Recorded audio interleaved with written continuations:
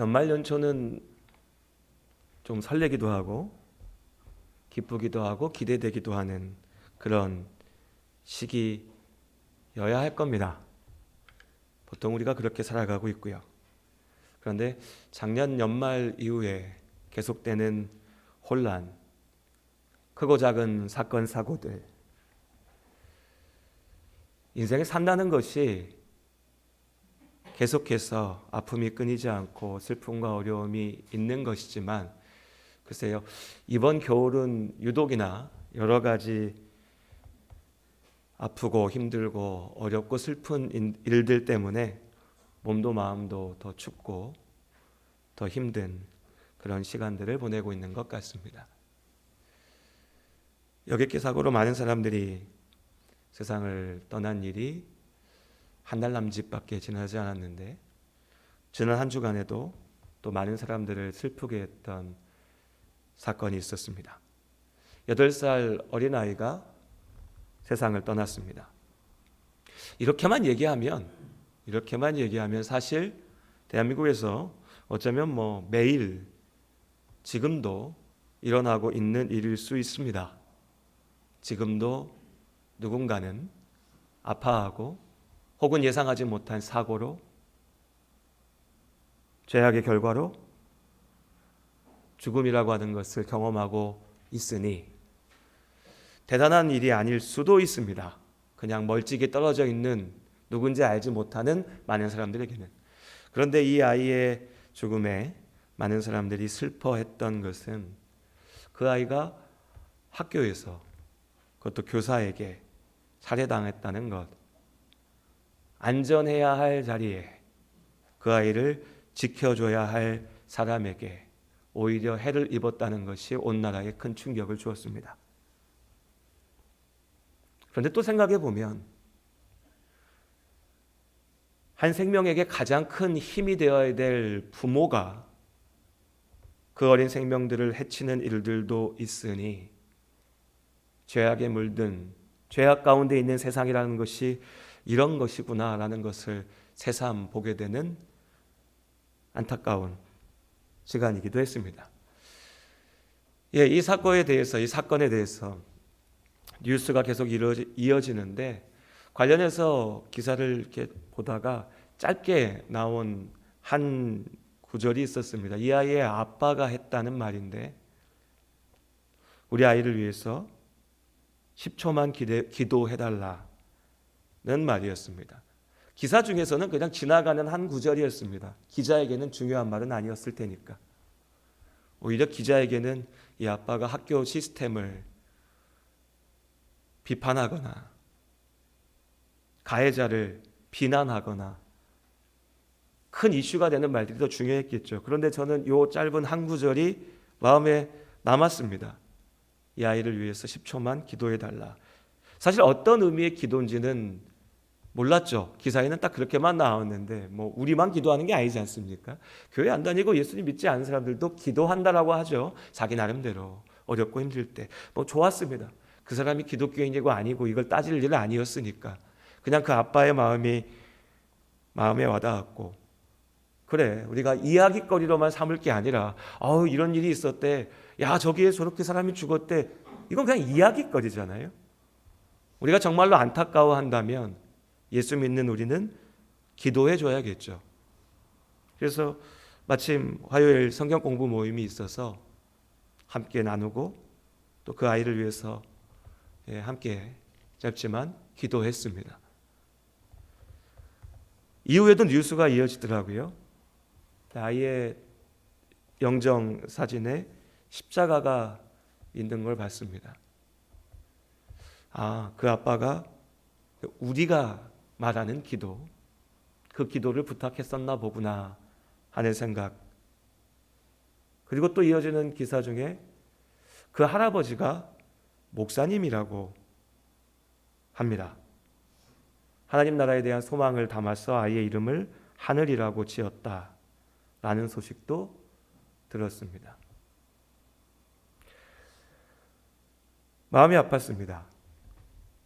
슬프기도 했고 꼭 목사님 손녀니까 새삼 더 슬픈 건 아니지만 그 자체로 너무 슬프고 아픈 일이지만 하나님께서 왜 믿음의 사람의 집에 저 큰 슬픔을 주실까 하는 마음이 목사인 제 마음에도 제 머리에도 순간 스치고 지나갔습니다. 목사의 집에 일어난 큰 슬픔, 많은 사람들이 함께 눈물을 흘리면서 그 슬픔을 위로합니다. 그런데 예나 지금이나 그 슬픔과 아픔을 비웃고 조롱하는 사람들도, 그런 소리도 있습니다. 왜 목사에게 그런 문제가 생기냐? 그가 그렇게 외쳤던, 증거했던 하나님은 도대체 어디 있느냐? 꼭 목사의 문제만은 아닐 겁니다. 예수 믿는다는 사람, 열심으로, 신실함으로, 믿음으로 산다라고 하는 그 사람들에게, 우리에게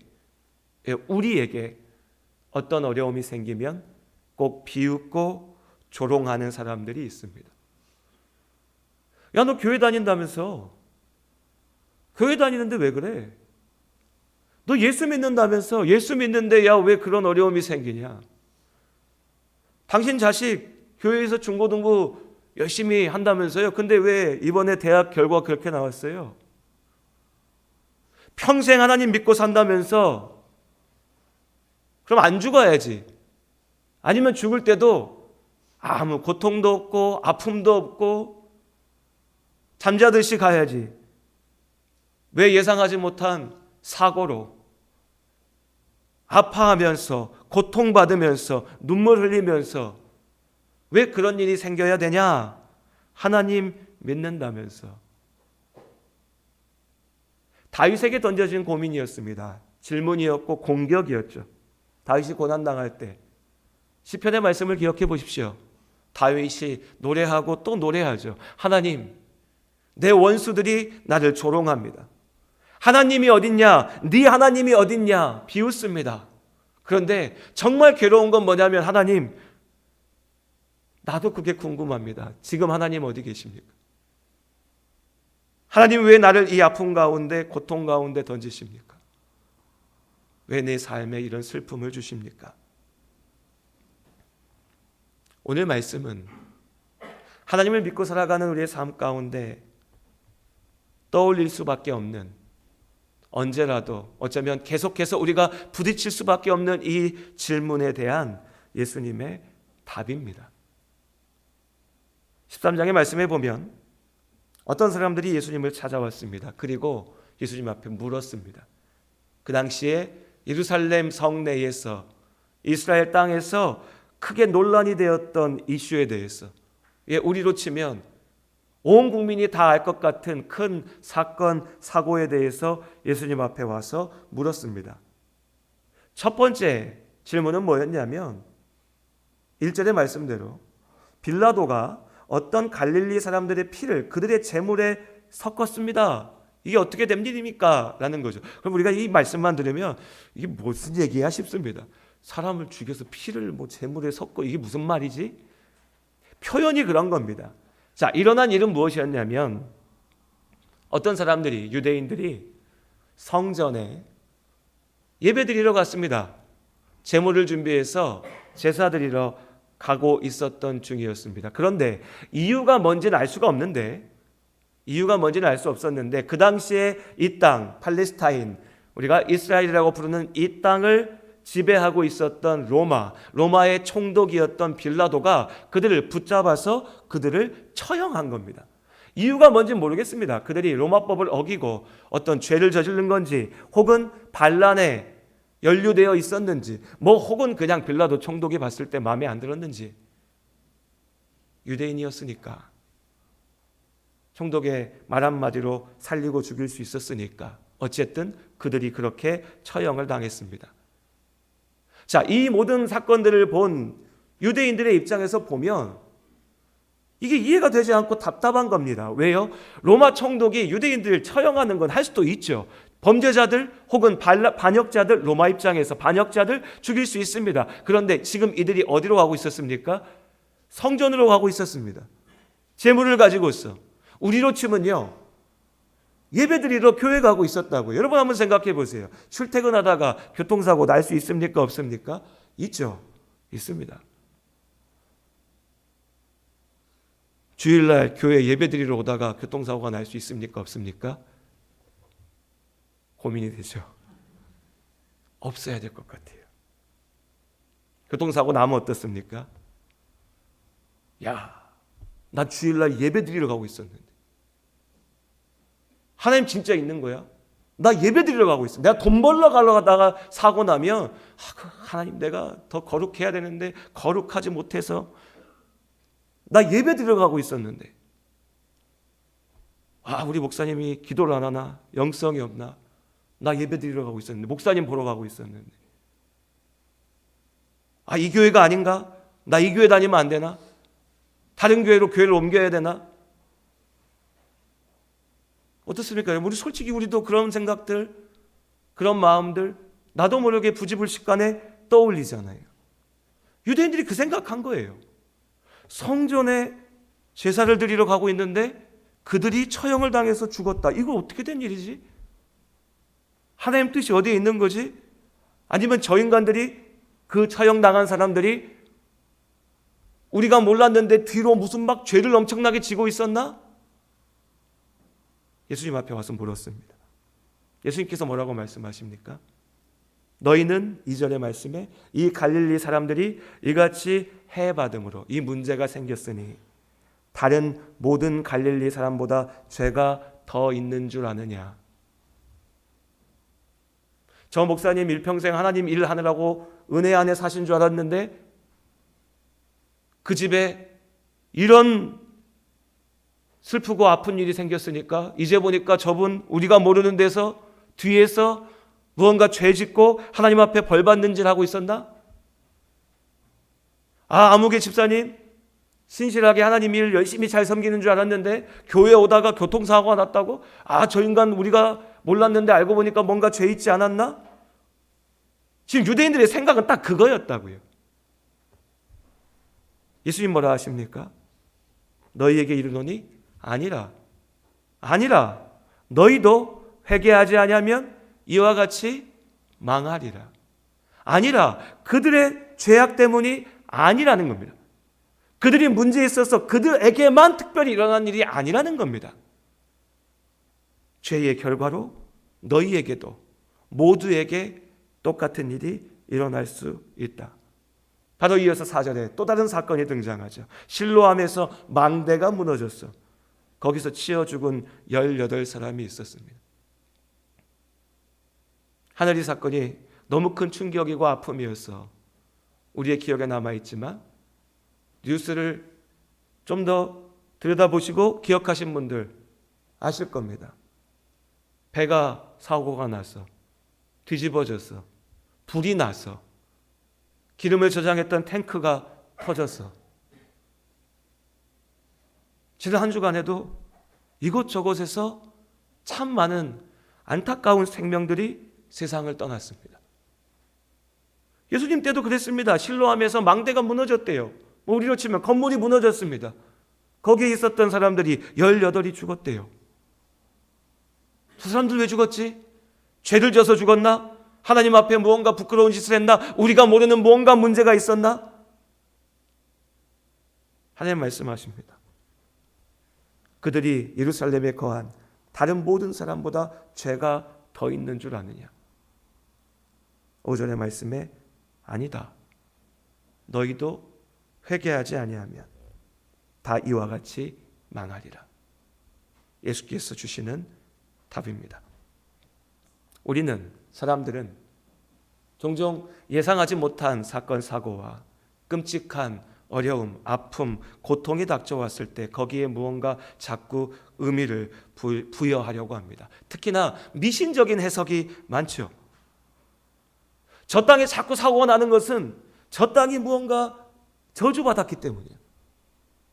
저 땅에 무언가 죄악이 많아서 있어. 저 사람의 집안에 저런 문제가 생기는 것은 죄악 때문이에요. 때로 예수를 믿는다고 하는 우리도 기독교인들도 이런 잘못에 빠집니다. 사람들의 고통과 슬픔을 보면서 자꾸 거기에서 무언가 숨겨져 있는 것을 찾아내려고 하는 거죠. 그런데 가만 들여다보면요, 그러저러한 말들로 저 집안은 왜 저런데? 저 사람은 왜 저런데?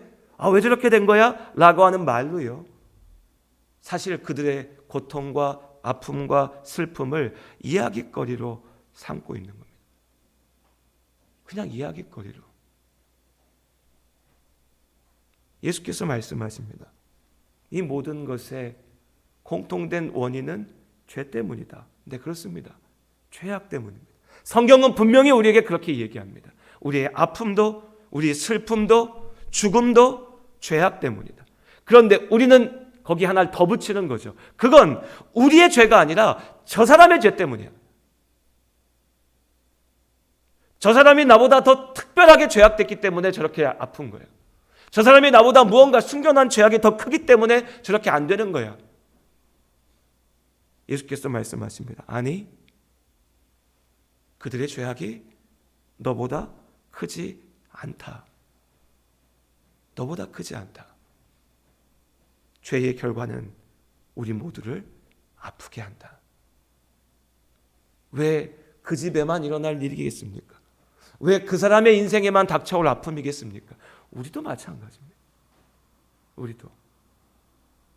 우리의 집에도, 우리의 가정에도. 제 외삼촌이 군대에서 돌아가셨습니다. 목사집 막내 아들입니다. 하나님의 일을 열심히 섬긴다고 중고등학생 때도 청년 때도 찬양하고 예배했던 하나님의 사람이었습니다. 어릴 적에 봤을 때는 삼촌이었는데 지금 보면 제 아들이 그 나이가 되어갑니다. 왜요?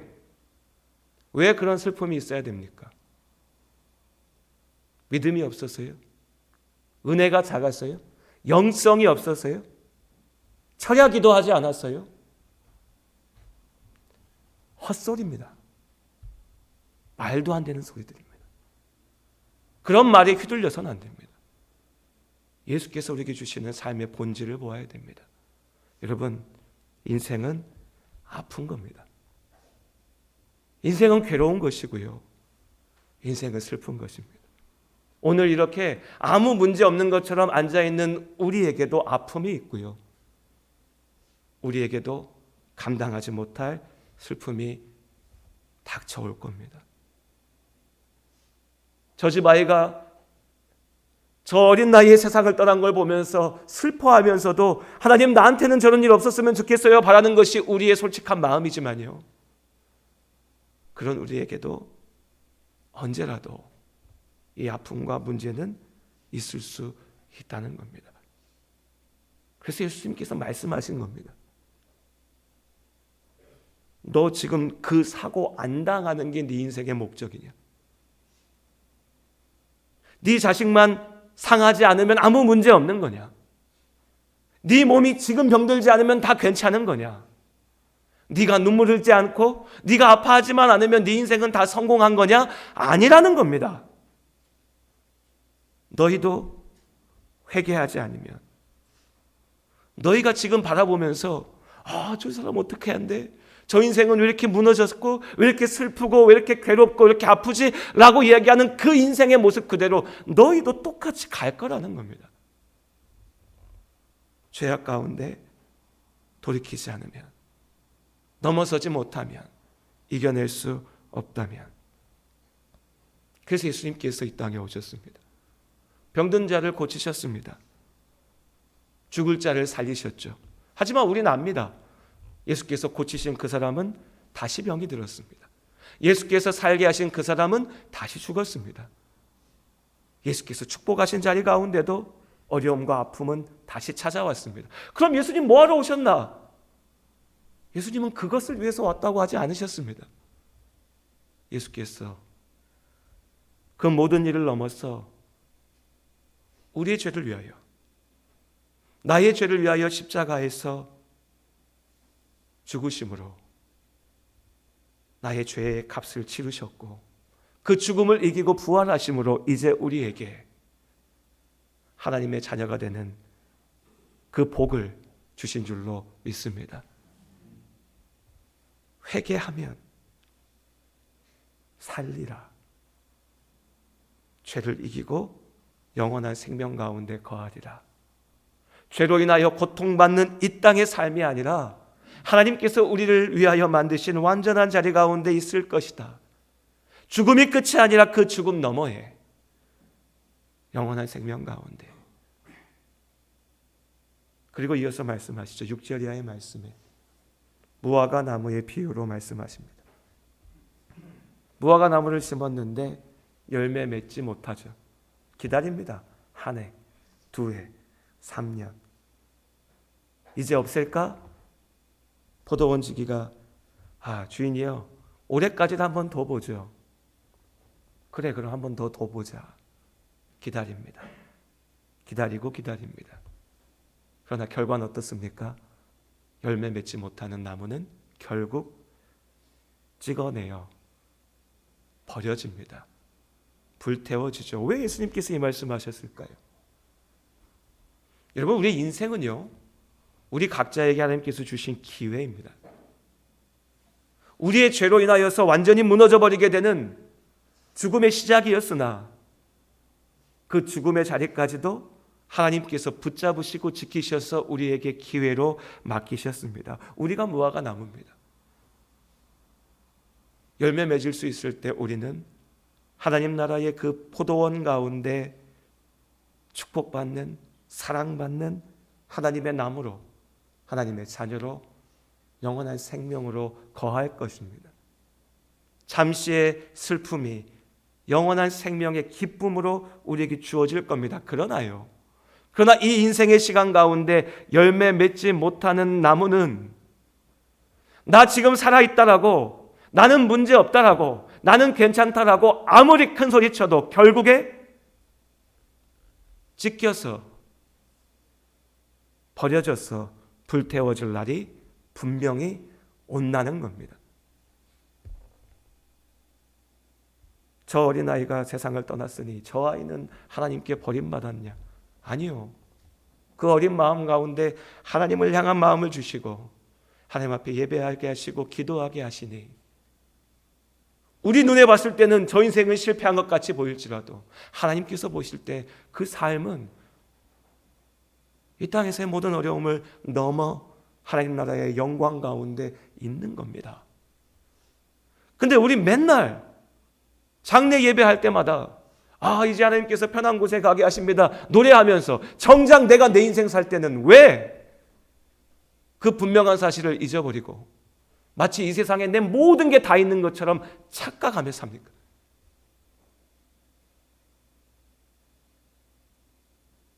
그저 오래 사는 것이 복이 아닙니다. 그저 많이 가지는 것이 복이 아닙니다. 그저 사람들 머리 위에 앉아서 주장하는 것이 복이 아니고 돈 많다, 자식 잘 됐다, 나 이렇게 성공했다라고 자랑하는 것이 복이 아닙니다.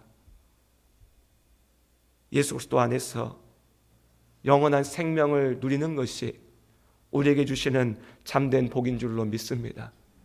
사망의 음침한 골짜기를 걸어갈 때에도 하나님의 손잡고 나아갈 수 있게 하심이 우리에게 복인 줄로 믿습니다. 슬픔과 아픔 가운데 부딪혔을 때에 절망하고 무너지는 것이 아니라 하나님 앞에 기도할 수 있음이 복인 줄로 믿습니다. 그 복받은 우리가 우리의 인생을 되지도 않는 이상한 소리 가운데 휘둘리면서 이것이 하나님의 말씀인지 무당이 떠드는 소리인지도 구별하지 못하면서 내 멋대로 떠들며 살지 않았으면 좋겠습니다. 우리가 하나님의 지혜 가운데, 능력 가운데 나아가기 원합니다. 하나님께서 우리의 삶을 지키시고 인도하시는 하나님이신 줄로 믿습니다.